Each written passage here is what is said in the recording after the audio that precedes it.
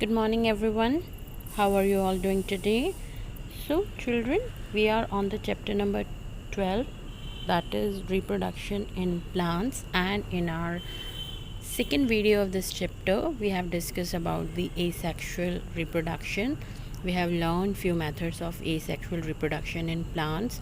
So, today also we will be learning about the vegetative propagation, which is also one of the method of asexual reproduction in plants.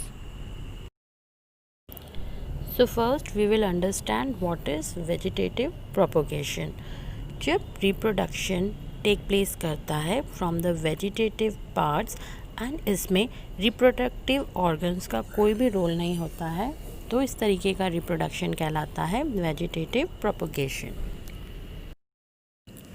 Plants like sugarcane, banana, ginger, rose, strawberry, potato, jasmine, mint, turmeric, etc. are grown by vegetative reproduction method. First, we will understand about the vegetative propagation by modified roots. Plants like dahlia, sweet potato and asparagus में swollen roots पाई जाती हैं क्योंकि इन roots में food store रहता है.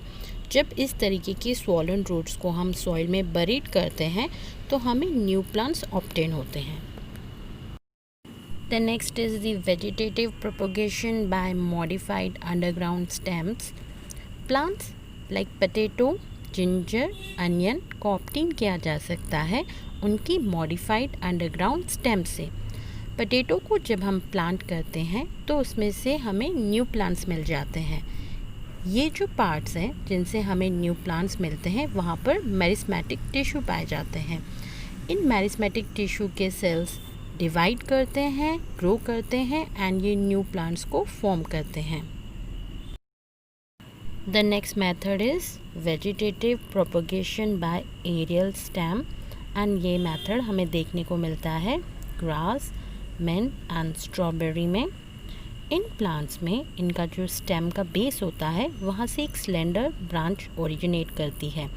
अगर ये branch band होकर सॉइल को टच करती है तो जिस पॉइंट पर ये सॉइल से कांटेक्ट में होती है वहाँ पर कुछ टाइम बाद रूट्स निकल जाती है एंड बड्स भी निकलती हैं. ये जो बड हैं ये बाद में डेवलप हो जाती हैं न्यू प्लांट्स में. The next is vegetative propagation by adventitious buds on leaves. Plant जैसे कि ब्रायोफिलम है, इनकी जो लीव्स हैं उनके मार्जिन पर नॉचेस होती हैं जहाँ पर एडवेंटिशियस बर्ड्स लोकेटेड होती हैं. ये जो बर्ड्स हैं ये डेवलप हो जाती हैं न्यू प्लांट्स में अगर इन्हें सॉइल में ग्रो किया जाए तो. The next topic is artificial method of vegetative propagation and it take place by the methods like cutting, layering, grafting and tissue culture. The first method is cutting.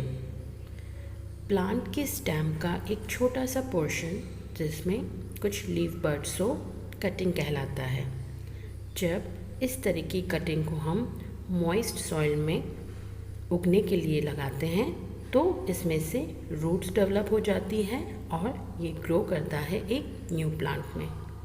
Plants जैसे कि bougainvillea, sugarcane, cactus, rose cutting method से उगाए जाते हैं. Vegetative propagation by cutting has the following advantages.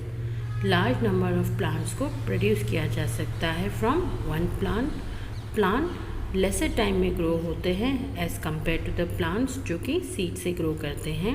And जो new plants होते हैं इसमें वो एग्जैक्ट कॉपीज़ होते हैं अपने पेरेंट्स प्लांट की.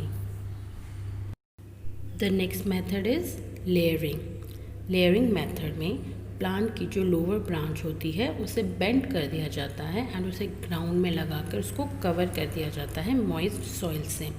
कुछ टाइम के बाद उसमें से रूट्स निकल जाती है और ये जो ब्रांच है ये प्रोड्यूस करता है न्यू प्लांटलेट्स को. इन प्लांटलेट्स को देन सेपरेट कर लिया जाता है पेरेंट प्लांट से एंड देन ये ग्रो करती हैं as a new plants. Plants like jasmine, bougainvillea इन्हें प्रोपोगेट किया जाता है लेयरिंग मेथड की हेल्प से. The next method is grafting. इस मेथड में एक डिज़ायर्ड प्लांट, जिसे कि स्कायन कहा जाता है, उसकी कटिंग ली जाती है एंड देन इस कटिंग को इंसर्ट किया जाता है एक कट लगाकर on the branch of a rooted plant, जैसे कि स्टॉक कहते हैं। स्कायन एंड स्टॉक दोनों ही सेम स्पीशीज़ के होने चाहिए। स्कायन एंड स्टॉक को एक दूसरे के साथ थ्रेड की मदद से टाई कर दिया जाता है ताकि उनके जो कैम्बियम है वो आपस में फ्यूज़ कर सकें। स्टॉक एसेंशियल न्यूट्रिएंट्स जो है वो स्कायन को सप्लाई करता है क्योंकि वो रूटेड पार्ट है। ये जो टेक्निक है ये बहुत ही हेल्पफुल है in producing desired variety of plants and fruits. अगर हम ग्राफ्टिंग मेथड के एडवांटेजेस की बात करें तो ये मेथड हेल्प करता है in obtaining desired varieties of plant, flower and fruits.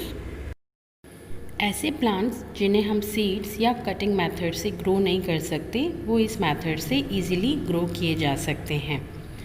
ये मेथड हेल्प करता है हमें डेवलप करने में new varieties of flowering plants and fruit bearing plants. Next method is tissue culture. इस मेथड में एक छोटा सा पीस लिया जाता है टिश्यू का, जिसे कि प्लांट के टॉप पार्ट में से कट किया जाता है। इस टिश्यूज़ को हम फिर प्लेस करते हैं आर्टिफिशियल न्यूट्रिएंट मीडियम में, जिसमें कि हार्मोन्स होते हैं, और ये जो न्यूट्रिएंट मीडियम है ये असेप्टिक कंडीशंस में रखा जाता है, मतलब इसको इन्फेक्शन फ्री एनवायरनमेंट में रखा जाता है। ये जो टिश्यू का पीस है ये देन ग्रो करता है into unorganised and undifferentiated mass of tissue में, जिसे हम कहते हैं callus.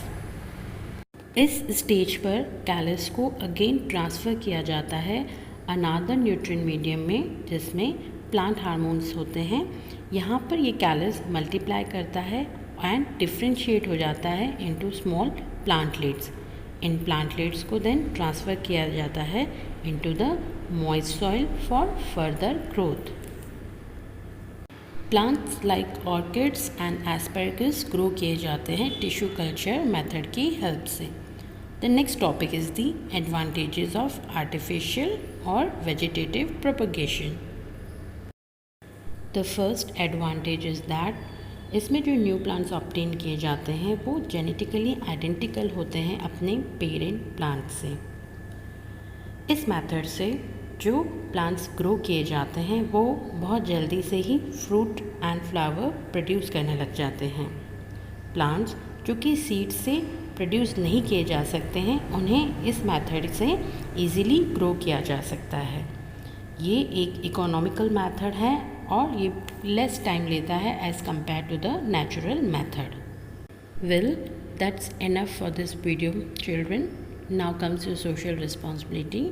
You need to stay at home, maintain social distancing, wash your hands with soap on regular interval, eat healthy food, drink lots of water, do some exercise. Children, be at home, be safe, be happy and fit. Thank you for watching.